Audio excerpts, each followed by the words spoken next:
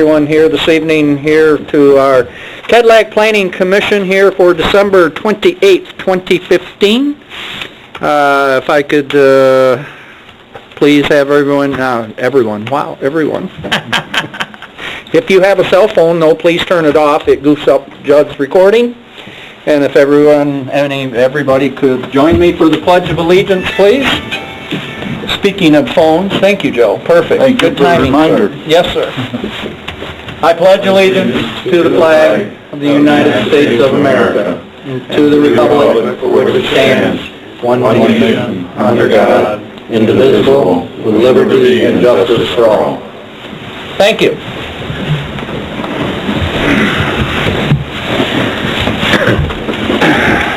Could we please start with roll call? Filkins. Champlin. Here. Van Lente. Smith. Here. Peterson. Here. Schichtel. Here. Gregg. Here. Fent. Here. Putvin. Here. Thank you, sir. At this time, hopefully everyone had a chance here to review meeting minutes here from November 23rd, 2015. Entertain an approval of that, please.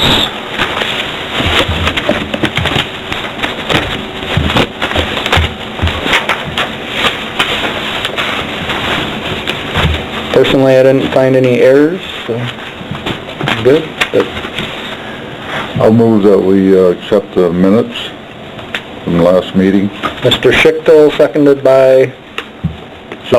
Okay, Great. Mr. Gregg? Is that who went? 'Cause everybody was going. Roll call, please. Putvin. Yes. Filkins. Peterson. Here. Fent. Yes. Van Lente.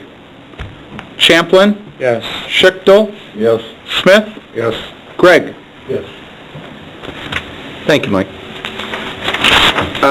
Before I go for the approval of this evening's agenda here for December 28th, 2015, we're going to make a small change. We're going to move old business 3 down to 4, and new business will move up to 3 if we may, so that the young lady in our audience can have her time.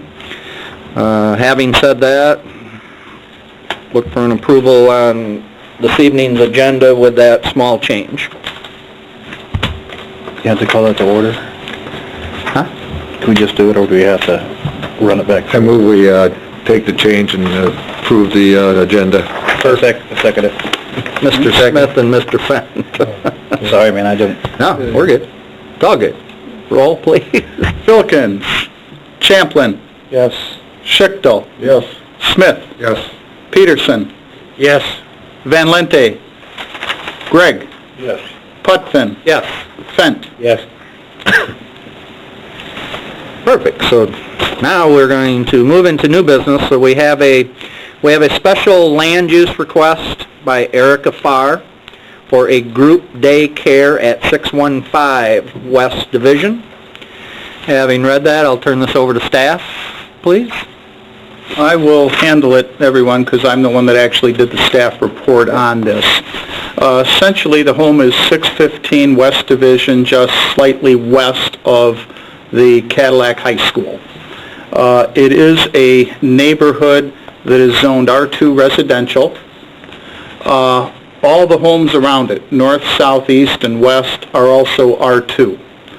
There's actually one home between this and the Linden Street, and the other side of Linden is the high school. R2 zoned neighborhoods, the standard minimum lot size is 9,000 square feet. That's considered the standard minimum. This lot is actually 8,316 square foot, 63 feet wide, running from east to west, and 132 feet in length, running from north to south. In the staff report, I essentially brought up a few different things. One is R2 is actually zoned to allow for a child daycare home occupation up to 6 children, and essentially it's allowed, the home occupation though still requires, licensing from the state of Michigan. But there really aren't many restrictions at all on a home occupation daycare if it's 6 children or less. But as far as asking to have more than 6 children, as many as 12, which is kind of, I believe, where the next level of state licensing is. When you get into that and you read closer, it does require a minimum play area, which should be rear yard of 5,000 square feet. She actually has slightly more than that. We did a measurement there. I think it's around 5,200 square feet. It's not a lot bigger than 5,000 square foot, but it is 5,000 square foot. The ordinance also calls for some fencing, etc. Obviously, that's for safety, because we all know how children, you take your eyes off of them for 15 seconds, and you're trying to find them. So it is something that it's allowed, but certainly the special land use is when you start having more than 6 children, and that is what she's asking for, and that is essentially the gist of this. There's not a whole lot of other factors other than, it is on Division Street, and when we get into the review standards, I'll talk a little bit more about that in itself. And if you don't mind, I'll just get into that, and then we can get discussion going and go from there. Don't forget wonderful public hearing. Yeah, public hearing. Right. There's nobody here. Right. We did, I was going to get into that later, but we did send notices to all the neighbors within 300 feet. We put it in the paper for anyone interested. We only had one written comment from a neighbor. We received it today, so you received it today. I had one other property owner contact me, and he happens to be a landlord. And he was just inquiring and he just, once I explained what it was, that was kind of the end of it. He just got it and was curious what it was about. Mm-hmm. The review standards are the standard 5 that we have in our ordinance, and is also in the Michigan Zoning Enabling Act, where we have to, look at, does it impair light, air to adjacent properties, unreasonably increase congestion in public streets, increase the dangers of fire or public safety, unreasonably diminish or impair property values, and other than that, impair public health, safety, comfort, morals, or welfare of the inhabitants of the city. In going through those 5 review standards, I brought these up very quickly, and this is basically nothing more than copy and paste from the staff report. Basically, as far as impairing an adequate supply of light and air to the adjacent property, this special land use, we don't anticipate it's going to impair adequate supply of light or air to the adjacent properties. As far as unreasonably increased congestion, Division Street, as we know with the school, it gets quite a bit of traffic. We don't necessarily think this is going to impact traffic volume, but it certainly may increase congestion at that location when children are being dropped off or picked up. So that's one thing for you folks to, consider and look at. The third one, which is increase the danger of fire or endanger public safety, this special land use, we don't anticipate it's going to increase the danger of fire or endanger public safety. It's not like it's a business use where, you're dealing with flammable items to speak of. The fourth one is unreasonably diminish or impair established property values within the surrounding area. We don't think it's going to I don't think it's going to unreasonably diminish or impair the established property values. The fact that the home has been a rental, and it's an approved rental, and it's been used as a rental, we think there's even a possibility that now that it's owner occupied, just knowing the condition homeowners tend to keep of property versus rentals, along with the fact that Ms. Farr wants to have a daycare. Obviously, parents who use her services, the appearance is important. So it may have, it may, actually help property values of the immediate neighboring homes. The last one is, in any other respect, impair the public health, safety, comfort, morals, or welfare of the inhabitants of the city. Again, myself, I don't personally see how this special land use is going to impair public health, safety, comfort, morals, or welfare of the inhabitants. Having said that, basically, in summary, Erica Farr, the applicant, wishes to provide child daycare for up to 12 children as a home occupation at 615 West Division Street. At this time, do you have any questions before any questions you might have for Erica Farr? For you? Yes. Is she buying the property? Is that why she's going to be owner? I believe she has actually now bought the property. Erica did buy it. Okay. When we first discussed this, they were discussing buying it, but she has actually purchased, and you've actually moved into it. Yeah, we're in there now. They've actually moved into it. So they are in it, they've bought it. It's not a case of, they bought the home. They bought the home. And so that is since I first spoke to Erica about this. So, any other questions for me? Erica is here to answer questions, and the specification or requirements that the staff recommends is proper fencing. yes. Could that include privacy fence? I would think so, yes. I would think so, particularly with the neighbor that expressed a concern. I don't know if, that is something they would be able to do ASAP, but I do think I think that personally is a very reasonable condition.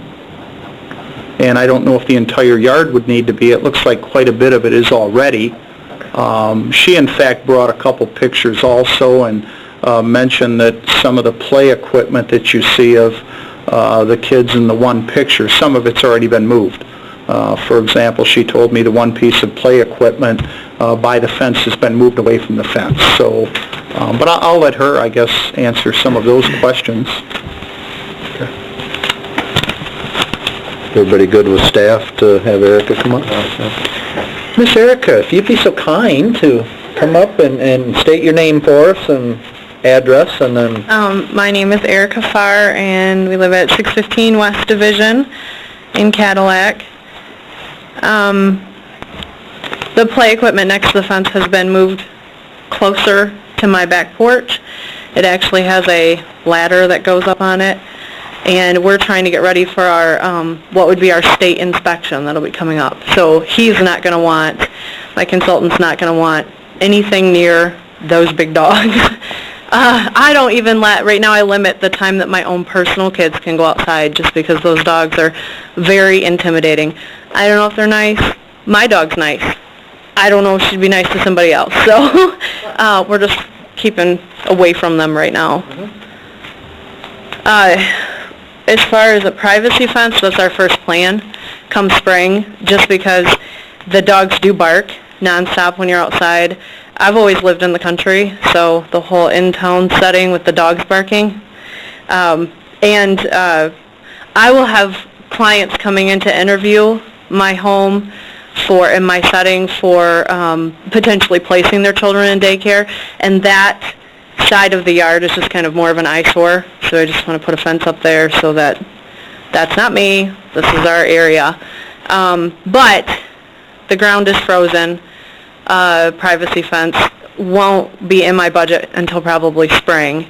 I had considered running even like a snow fence, like right off my porch, just so that my children, my own personal children too, don't go over there and think they can stick their fingers through the neighbor's fence.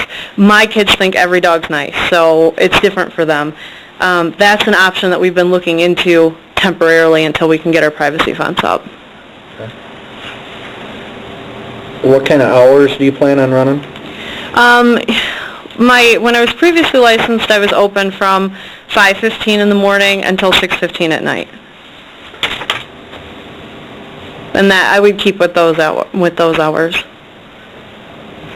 That's a long enough day as it is. Very long day. Yeah. Especially with little people in there. Yes. And when I just wanted to add to what Mr. Coy was saying, we can be licensed through the state for 1 to 6 kids. My own children count if they're under 7, so I have a 3-year-old and one on the way. So that's 2 spots right there. So, one on the way. Oh yeah, I really like children apparently. Yeah. The up to 12, you either get a license for 1 to 6, or you have to move up into that next group. So, for example, I have a family that wants to enroll, they have twins. That takes up 2 spots.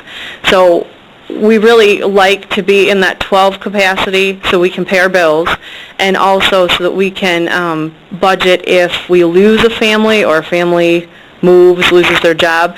We're not really without only having, say, 4 kids left. The 12 makes it really nice for us to be able to afford to run our business. With the 12, I am required to have staff, so I always have to have one other person if I'm over 6. So that means that if the children are outside playing, there's supervision out there. We are not allowed to not be where those kids are not. So can I keep them from sticking their hands in the fence? That would be my hope, but, putting up some boundaries there too would be our ultimate goal, because you're right, it only takes 15 seconds for a child to stick their fingers through a fence. So that's already been in the thought process. Very good. John, you want to say something on the tell? I was thinking about parking. You're gonna have to have a staff there, right, if you get over 6 or what? Yes, yeah. And I was just looking at the picture, and there's just like the driveway and then maybe a little bit in the yard. Yeah, there's thank you. There's the garage, which once we get done moving everything in, our garage will be open. So one of our personal vehicles will be in the garage. The trailer that you see right there is ours, and that has been, it's borrowed from parents. That has been taken back. So that whole section right there can be used. Where the black car is, 2 vehicles can actually fit there. So, and when I have my parent pick up and drop off times, it usually varies quite differently from one another. I have a lot of early mornings, so I might have a couple that are dropped off between 5 and 6. And I'll have a couple more that come in between 7 and 7:30. And then the pickup times anywhere from 3 to 5:30 to 6:15. So it kind of works out nice right now, where everybody's just maybe 2 at a time coming in. That works out really nice, because the school letting out does cause some congestion, and kids walking back and forth, so. The parking on West Division right there, that's a bike lane along. I think It is not marked no parking. Okay. My opinion is it's a bike lane because of the width, but it's not marked as one. I actually went and looked carefully, and, it's not marked. It's not marked as a bike lane. It's not marked with no parking, but I agree, as far as street parking, I don't think it's a location for that. I don't believe so. It appears to be an 8-foot bike lane. From the pictures that are enclosed here, there's a privacy fence in 2 locations. Is that on your property? With pictures from your neighbors. Yeah, I have pictures too, if you'd like me to pass these around. The only thing I didn't picture, which was kind of goofy on my part, was the back porch. The back porch is really nice. It's gated, so our babies can stay up on the porch and actually have to be loose in the yard. That seems to pass those around. Those are my pictures. Can you put the picture of the property, of the aerial view? Sure, not a problem, Show Joe. us where the privacy fence is at. I'm pretty sure Mrs. Ellenboss, who sent this, actually lives behind. Yeah, She is, Okay, She's she right there. is right there. yep. So we have a privacy fence along the back. Ellenboss is right here, Erica? Yes, Right there? Yep. Okay. and where's the privacy fences? there's one along the back of the property and one that runs along this side. That side? Yes, and then Mrs. Ellen Boss has the chain link fence, and then there's two short fences that kitty corner up to the house. And I took pictures of those temporary fences there too. So our first plan is to run privacy fence along Mrs. Ellen Boss's. I guess I'm not familiar with if your neighbor because I've always lived in the country, if your neighbor has a fence, do you run an additional fence or do you tie in? Generally, what happens is fences, if you've gotten a survey and you know where your property is, you can technically build a fence up to 2 inches from the property line without needing neighbors' permission. Okay.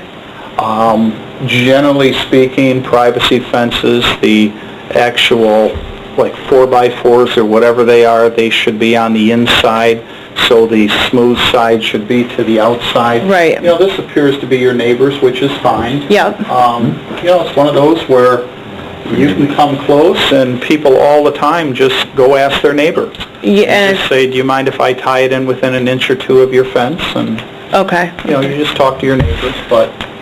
And I know my boyfriend has talked to Mrs. Ellenboss. I haven't at this point because we've been busy moving, but he went over to her house and said, you know, that's our plan, to put a privacy fence up. We don't want the dogs going out of their minds because there's kids out there. And she had said to him at the time that she would have no problem with us putting our fence next to her chain link. So just have to wait for the ground to thaw. I got a question about how high privacy fences are, you know, being the fact there's large dogs, you know, adjoining your property. I'd hate to, you know, dogs are unpredictable. Mm-hmm. And your intentions could be very honorable, but if those dogs can climb that fence or steal it, I think that's a major issue to me. That's also my concern, especially with the rot mix that she has. He will actually stand on the chain link fence, so, and he doesn't ever lunge it or anything, but even just when I'm out there, I think the neighbors have an 8-foot, just from eyeballing it, looks like an 8-foot, and we would want to continue that so it doesn't look odd. But I definitely don't want any chance that he could jump the fence. I think you can get an 8-foot privacy No, fence. not in residential neighborhoods. Is it six? That would, 8-foot privacy fence would actually require the approval of the zoning board of appeals. Your neighbor's is probably 6 foot. I obviously did not walk into your backyard. I'm guessing theirs is 6 foot. Okay. We would, Would be adequate to contain A any dog. dog that I know A of. dog, yes. I would have to assume that your inspector that's coming in is going to know those dogs are back there. You're going to require some kind of barrier that those dogs, the kids can't get their hands in, so, or through, or the dogs can clear. So that's, I think that's going to be laid out by your state. and that's absolutely correct. Whatever he says goes, and I can't do anything until that's been corrected with him. So, yeah, that's the next meeting. When do you intend on starting this? Or I already have the license requirements into the state for up to 6 children. However, I can't apply for a group license for up to 12 until I have the zoning approval. So then I have to go back and redo all that. So I sent in my request to change, because we moved, to change my license. I sent that in beginning of December and still haven't heard anything back. They're very slow on that process, and mainly because they're very bogged down. They made a lot of cuts with that department. So I would anticipate about the time that I get my first inspection for my 1 to 6, I'll be resubmitting if zoning will approve for my up to 12. So it could be spring before I'm actually licensed for 12. Your one picture's there that had the larger fencing area and not very high. I'm not sure what side of the house that's on. So the bigger squared fencing that you brought, I was looking at your pictures. And it's not real high. I'm thinking your state person's gonna say that's gotta be... And they may, it really depends on what his gut feeling is. They, for up to 12 children, there is actually no fencing required. Really? Yeah, it's very bizarre. I know, I would think the same with, and that's why we have the smaller fence up, just because children can, like that, be gone. But because you're supposed to be in direct supervision, in theory, that should never happen. However, I don't like to take any chances because children are really hard to replace, so, and I've been in this business a long time, so I really don't like to take any chances.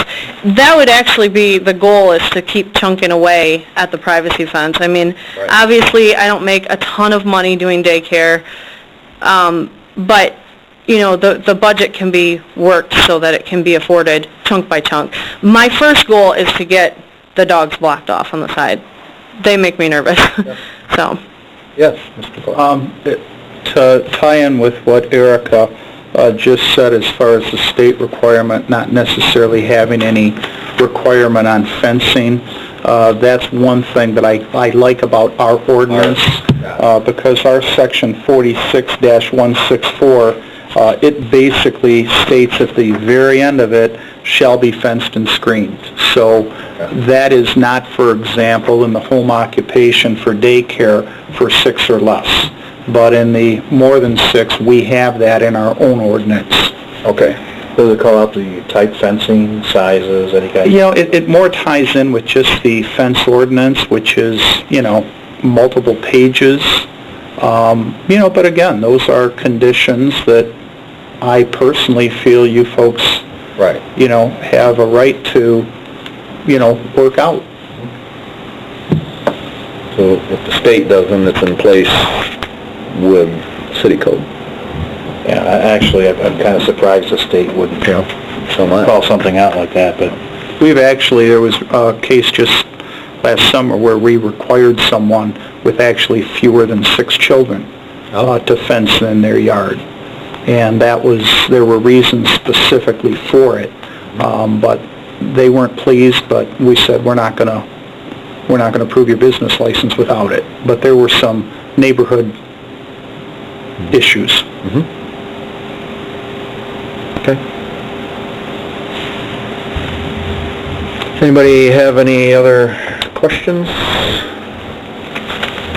for our young lady up here?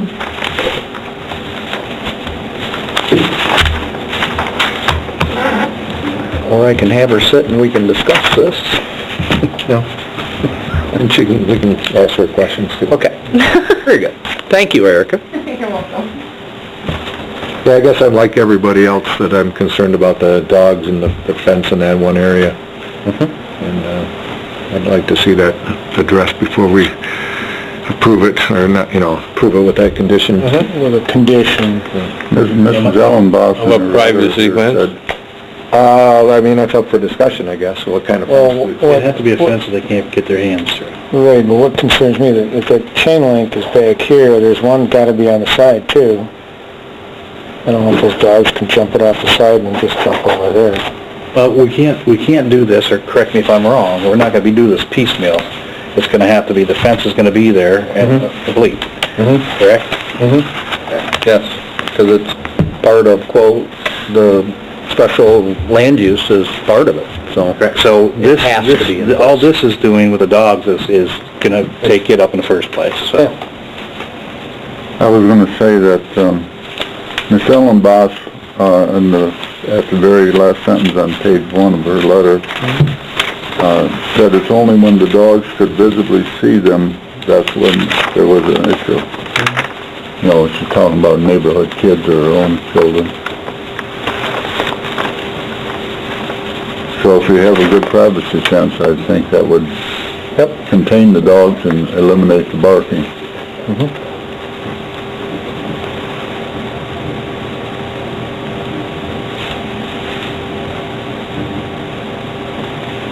And she's actually asking for it, so. Right. It's required she have a fence, so she'll have to have a fence. She'll have to have a fence. That's required in our ordinance. But it doesn't call out the fence, as you said, right? So No. technically, she's in compliance with the chain link that she has now. Pretty much, yes. I mean, I would have to inspect it with a, you know what I mean? I mean, just like I would any other fence permit. But isn't it technically the neighbor's, it's really not hers? Yeah. Yep. But, And that, I mean, that applies. I mean, Right. that applies. agreed. So, yep. Okay.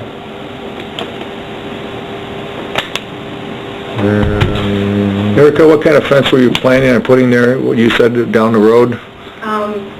In the spring, especially along that side, I want a privacy fence up. I don't want to be able to see that yard, because it might be visually damaging to any clientele that I would show the daycare to.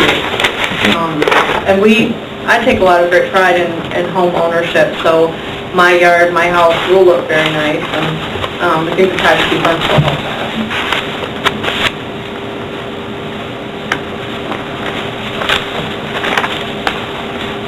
Yeah, if you did something similar to the one, I guess, that's on the west side of the property, I think that's this one we're looking at in the picture that Mrs. Ellenboss sent.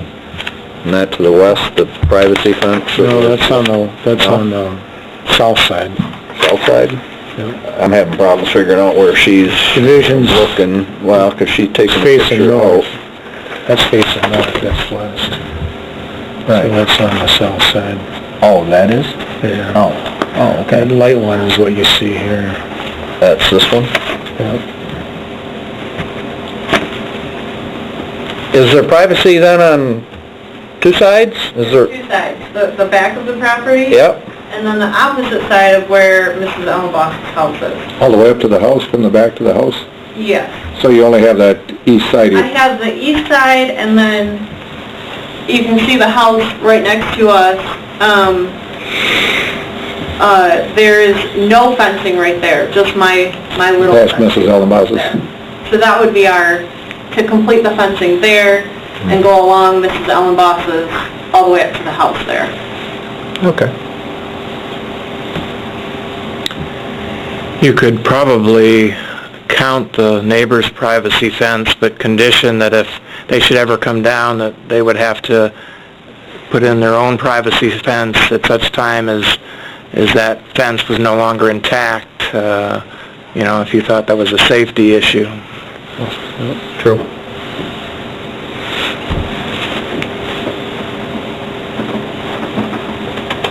Unfortunately, you're gonna have a fence and a fence. But nothing you can do about it. Okay. So I would say two conditions. Yep. Okay. Everybody okay? I'm good. Like she says, probably gonna be spring before she even gets approved. Which gives her time to do everything, Can't be approved until we pass it. Well, yeah, It can't pass until she does what we say she should. Yeah, right, but just saying that she hasn't been approved yet for her 6th, and then she gotta turn back around and start this game all over, but Should there be a timeline on that, Mike? You can put one on, yes. Yep. Like have it by April, May? 'Cause that's when the kids will Well, be the all... ground's not that frozen right at the You can moment. put it up today if you want. I was up digging yesterday, so. Well, she won't be approved for a while. That's true. Right, by the state. Don't have to jump right on it. So I think we ought to put a time on it too. Absolutely. I would make a motion that the request be approved subject to the 3 staff recommendations, and the 3rd recommendation modified to indicate a privacy fence. On the east side. All the way around. All the way around. All the way Up around. any place there's not one, right? Yeah. Mm-hmm. So do you want to put a time limit on that? The fencing part, or just condition that it...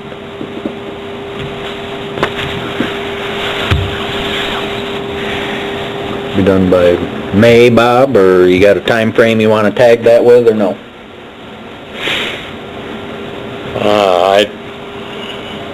I'll leave that up to somebody else. Okay, Randy brought it up. You know, Kids will be outside, you know, when the weather gets warm. right, so, I'd say, could be next week. No. Wait, this winter's went. May 1st? May 1st, okay. Do I have a second then on the motion then, Mr. Peterson then?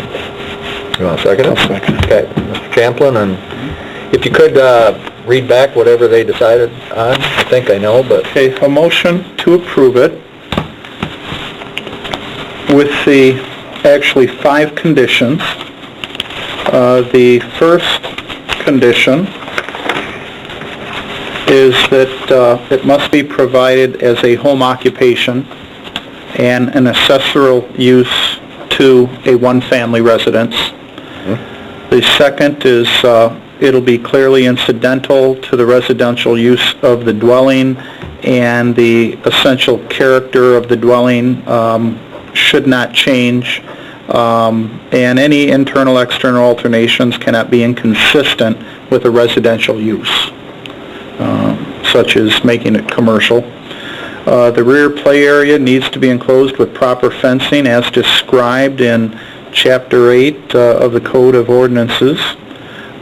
Basically, 4 is I'm going to say a 6-foot privacy fence in the backyard. And then the last condition is that the fence should be installed by May 1st. Does that sound okay to you, Bob, and... You good with what he read back, Bob? Yes. Okay. Okay? Randy, good? Yep. Okay. Do we need to close the public hearing part of it before we vote or not? Or I don't know if it matters. I didn't realize that this was really a public hearing. John slipped it to me, and do we... Yeah, we publish, so even though there's nobody here, you probably should open and ask if anyone's here to speak, and then close it right after if nobody comes up, which probably they won't. No one's going to come up. Right. Okay, to be formal, I mean, it didn't state we were necessarily a public hearing, but we're going through the motions of that, so. Okay, at this time, I'd open the public hearing for those in our audience wishing to come and speak in favor of the special land use permit, and Erica did that. Thank you. Do you have any other things to say, or you? Not this time. Okay. Having said that, we had one letter that was given upon here, not really against it, just stating information for safety reasons and her dogs in the fencing area. There anyone in our audience against the proposed special land use permit? There being none, so at this time, public hearing will be closed. Thank you. We have a motion on the table then, and we're good for a roll call, please. Schichtel. Yes. Fent. Yes. Smith. Yes. Filkins. Peterson. Yes. Van Lente. Champlin. Yes. Gregg. Yes. Putvin. Yes. Wonderful. It's over. Good luck with that, young lady. Thank you very much. And May I shake your hand? And the new one. I really, oh my goodness, I really And your appreciate you way. guys taking the time out of your family life. Thank you What we do. very much. Pleasure's all ours. You're welcome. So much. Appreciate your capable work and understanding. Oh, well, oh, thank you. Erica, please call if you have any questions. I will. Not a problem. Thank you, ma'am. Thank you so much. Thank you. You over here? Don't get it, jumping chair. I'm just the utilities director. Oh, hey. I just watch kids, so. Thank you very much. Drive careful, Erica. Oh, yeah. Yes. Okay. You see that? All right, wonderful. Ain't a happy lady. So, Her dealing with the social services, whoever okays it, so she has a conditional approval by us based on... Yeah, until May 1st? what it is, in her state application, we have to sign that it is okay. For example, for the under 6, you just sign You it. put in the It's known conditions that or whatever approved. that... But what I will do is I'll attach to what I have to sign for her to get that license. I will attach that Planning Commission approved the special land use with these 5 conditions. And I think that's a good idea, John. Date on the 311. Yeah, because otherwise, we just can't do it. You good? Because I didn't see... Well, and the fact she may not be real happy, she's... Oh, is that on Mark's? Her whole yard. Well, the rear yard. Most of it's Yeah, covered that's what I'm already, saying. so, Yeah, I mean, I can't understand why anybody wouldn't do that with children. yeah. Especially since there was recently an incident and the place got shut down temporarily, but anyway. We're gonna go back to, old business right now. Staff has an update on the 311 Russell Street vacation. To remind everyone, that was the fence in the right-of-way and stuff, and we tried working, with Mark, and I can't think of Mark's last name, so I'll turn it over to Mr. Coy. 311 Russell, just wanted to update everybody, let you know that the fence has been moved out of the vacated area that he was instructed. We unfortunately had to send him a second letter, but it's done. But what's interesting is that the new property description and that sort of thing, that he needs to hire a licensed surveyor and so forth to basically describe his new property and what the dimensions and everything are. He hasn't done that, and nothing's been turned over to the Register of Deeds yet. So I just found that very interesting that his property's been expanded, but he hasn't done any of the things that are needed to actually give him the property legally. Right. The good example was the property line split between the Van Alls and the Nags that you folks recommended go to council. I mean, council recommended it on a Monday night, and they had all the paperwork to me to be taken to the Register of Deeds by the end of the week. Oh, Is there a time limit on his, on Russell Street? should be. Well, I've got to investigate it. I mean, it just, you know what I mean? It just is one of those things that, if he, if down the road, this thing backfires on him, I just, but I just wanted you folks to know.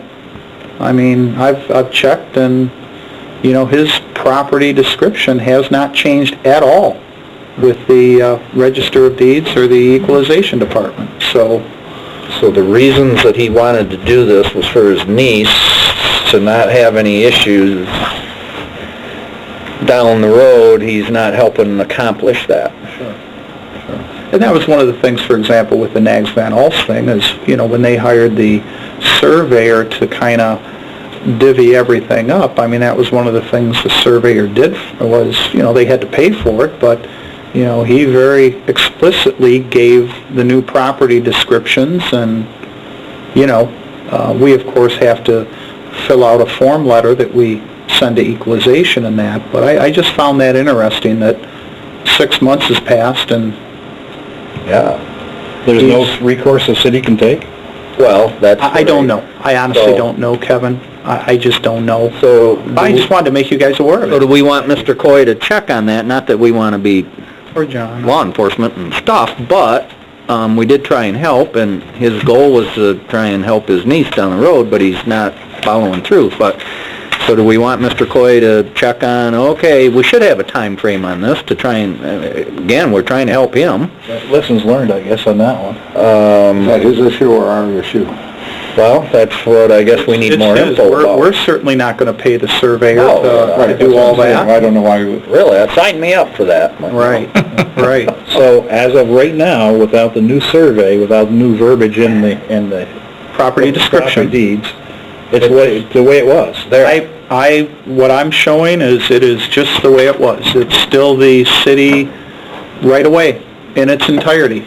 We could check with the attorney. At times, there's a natural limitation on decisions that are made. Typically, it might run about a year, and if he doesn't do anything within that time frame, I imagine, depending on the legal parameters, that it might be null and void. We send him a notice then that, you notice you haven't done this, and you have about a year to do it, and leave it at that and see whether he does or not? Yeah. So, we visit it and say, change it back? No, we don't have to. Did the city vacate? 25 feet of it. We didn't do anything. 25 feet of it for him was the recommendation of council. I believe it was 25 feet of the entire right-of-way. But without his accepting the property, the vacation doesn't make any sense. So, yeah, it was just one of those things I kind of just wanted to make you guys aware of. You know, we appreciate that. A lot of times we do things and we never hear back unless we drive by and see that it's changed or whatever. Right. And That's all, just an update so you know. Just so you know. So how did we leave that? You want him to send him a letter, or check with the attorney, see if there is a time limitation, and then send him a letter, hey, if you don't do this, the offer's off the table, I guess. I guess I'd leave that up to those guys because they're gonna have to... Agreed. Right, yeah, okay, all right. Wonderful. Table items, there's nothing. Board member comments. Hopefully everyone had a great holiday, Christmas. It was not white. Any other weird comments? Drove by the Terry D property, Yeah. and Mr., what's his, Jim?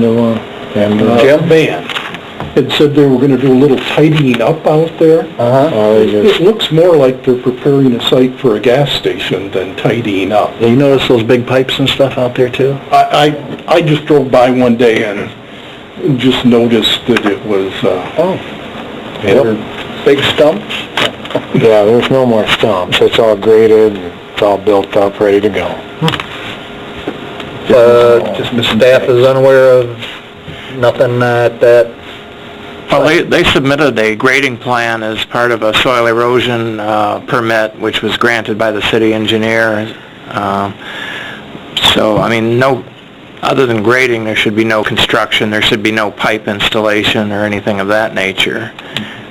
But they were, well, actually, we have nothing on the books to prevent the grading. All that we have on the books is to review the grading, that it's consistent with soil erosion standards, which we did do that.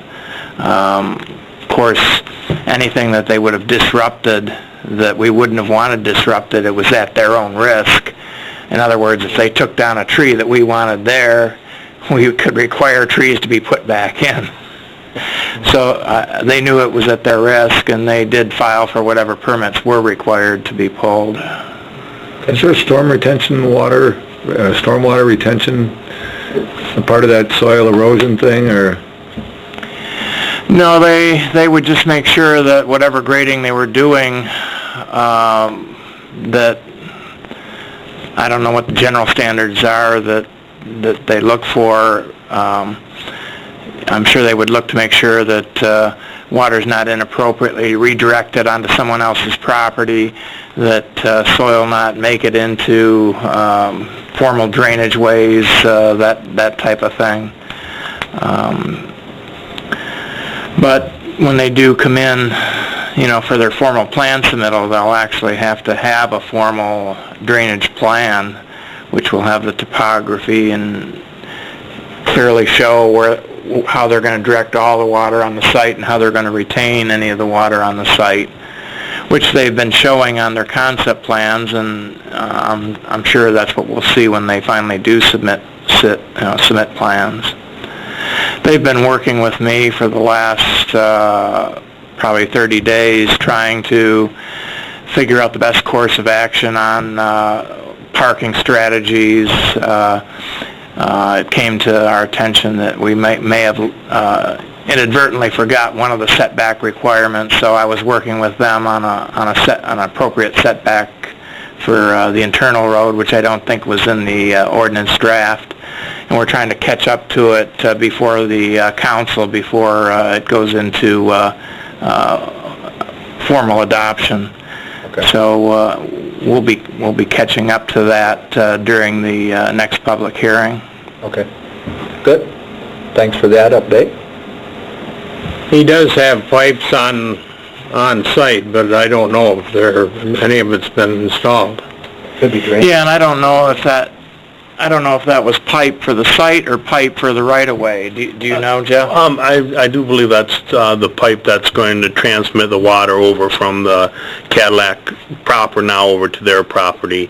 It has not been installed. It's HDPE. It's 20-inch. It's for the water. DEQ's a little, no, I don't know, I won't say mad, but they reminded me, hey, we haven't approved the plan, so they're buying this at their own risk. If we decide they need 22-inch pipe, they just bought a whole bunch of 20-inch pipe for no, I don't know why the state would ever do that, change it, but, you can buy whatever you want, you're just going to buy it at your own risk until you use it. So I'm assuming they thought they got a good price on it and they're storing it on site. They will not be putting that in until the spring at least. They contacted MDOT, they contacted MDQ, put in our permits, and they want to go the next day. And I'm like, guys, this is like 4 months out, 5 months out. You should have been doing this 4 or 5 months ago if you wanted it now. And they're kind of learning that this is not a tomorrow kind of project. So it'll probably be March, April before you'll see that pipe move into the ground. So but they can store it there. I wish they would have asked me and stored it at the water well field, kind of out of sight. Just store it there. Nobody needs to look at it. Nobody's going to bother it. There's a lot of concern about that site that can be avoided just by being smart. So. Yeah, and on another issue too, they did meet with MDOT this morning, and MDOT is requiring a traffic study. I don't know the specific nature of that, but I think MDOT's supposed to be preparing a write-up on exactly what they're asking them to prepare for that traffic study, because I know a lot of people were concerned with the driveways and signalization and lane requirements and all that be addressed. It appears that it is being addressed by MDOT and being addressed in the way of a formal study. Good. I imagine that's done out of Lansing too. I think they had staff from the local office and the Traverse City office, from the MDOT staff, reviewing the concept plan. So I'm not sure who will make the last call, but at least they were involving local and Traverse City staff in that meeting. So if I understood you right, Jeff, you didn't expect that to be 20-inch? No, I knew it had to be 20-inch. It's actually got to be 16-inch inside. So on the pipe size, it's got to be a 20-inch HDPE. That's what they're going to need for the water over there.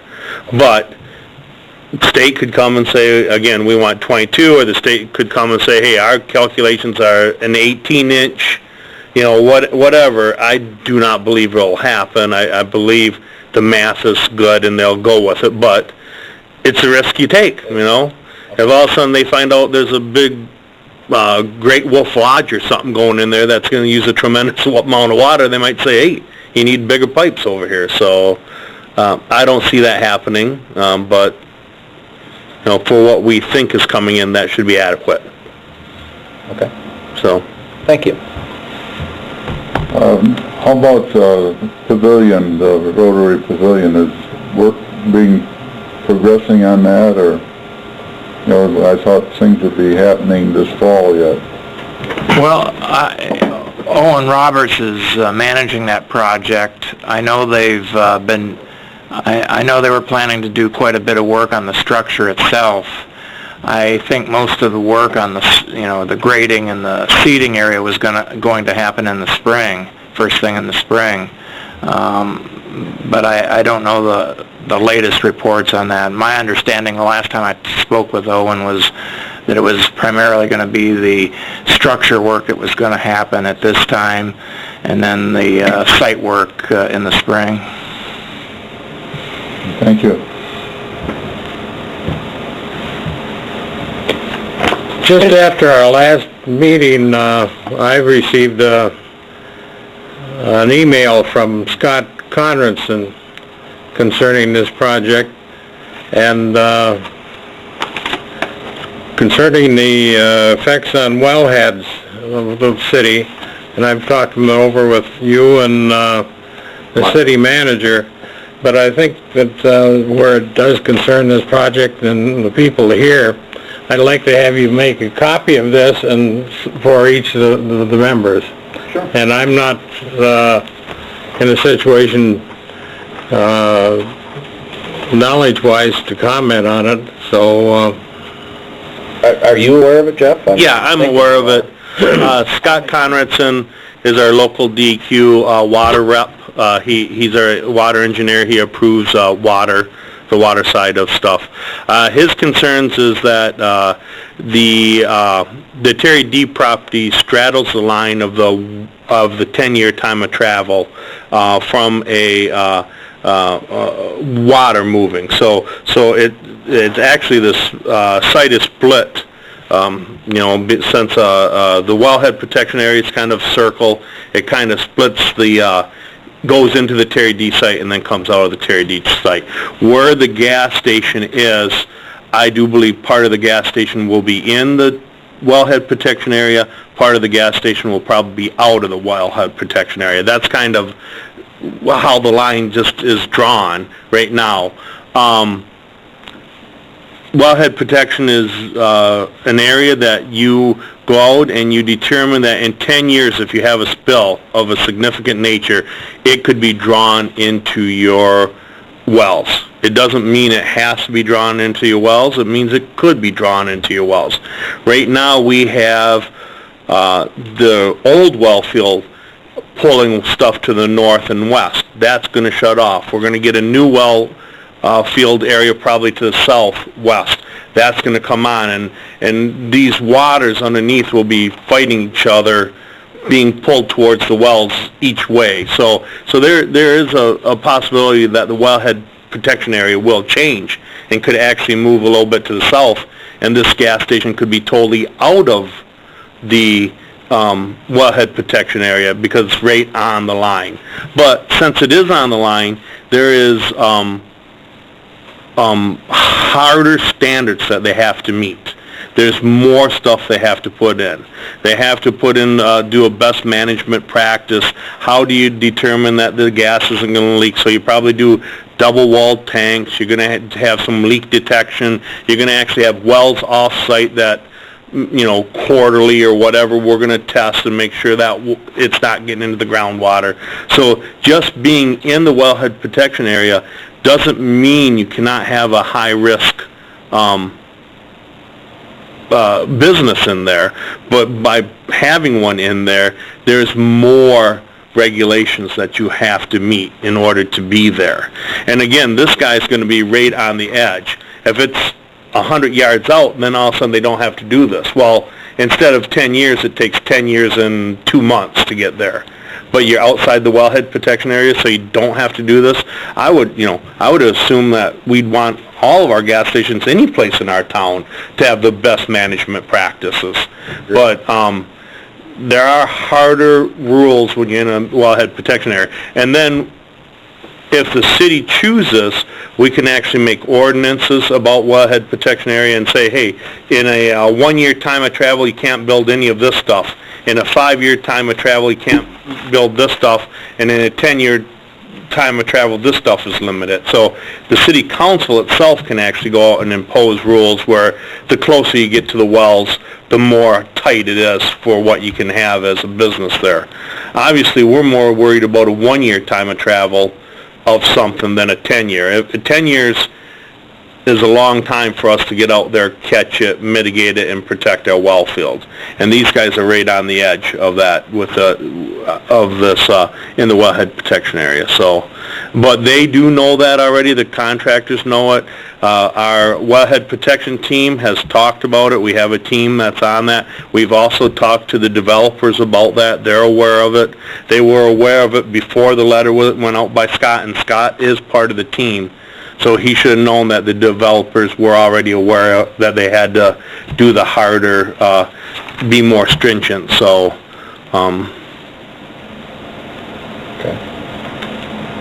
This is a very sensitive issue for property owners in this community having to buy new wells because the old ones are polluted, you know, so well, we'd be very sensitive to this whole... our old wells are not polluted. Well, no, They're not polluted. corrected, yes, but there is...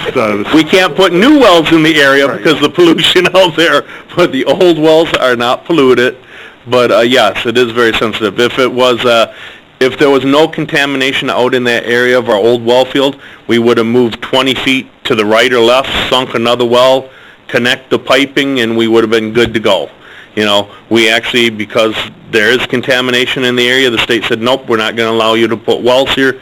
We actually had to find the Crosby site, and now we're finding a site down to the south. We actually, the city just has a purchase agreement on a site to the south that we're looking at, and hopefully that water tests out good, and we'll be good on 2 sites and be done. So, When will the state confirm the different year boundaries?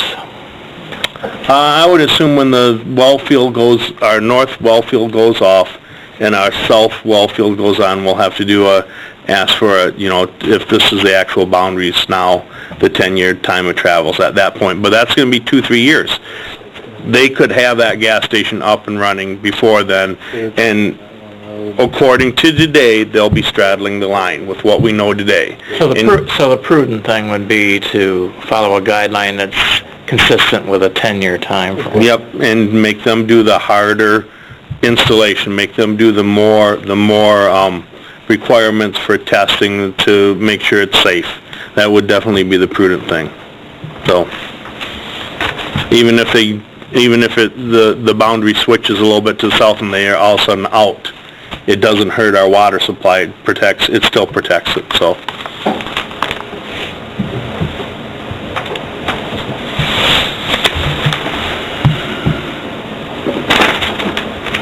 Anybody, anything else this evening? Oh, quick, the person in the tent, did he get a mobile home? Yes. Perfect.